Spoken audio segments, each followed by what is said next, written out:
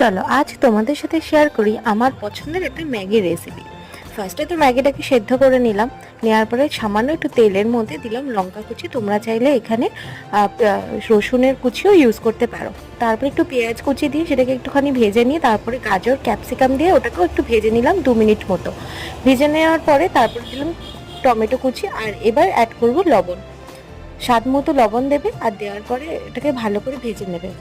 ভেজে নেওয়ার পরে অ্যাড করব সুইট কর্ন, যেটা আমার ভীষণ পছন্দের। আর দেবো সামান্য একটু চিনি আর গোলমরিচ গুঁড়ো, আর দিয়ে দেবো সাথে ম্যাগির মশলা। আর এখানে দেবো আমি টমেটো সস। তোমরা চাইলে এখানে সোয়া সস সামান্য পরিমাণে আর চিলি সসও অ্যাড করতে পারো, আমি শুধু টমেটো সস দিয়ে করেছি। এবার সেদ্ধ করে রাখা ম্যাগিটা দিয়ে ভালো করে ভাজা ভাজা করে নেবো। তোমরা এখানে চাইলে ডিম, চিকেন সমস্ত কিছু ইউজ করতে পারো, বাট আমার ভেজটাই বেশি ভালো লাগে, খেতে কিন্তু দারুণ লাগে, একবার করে দেবে।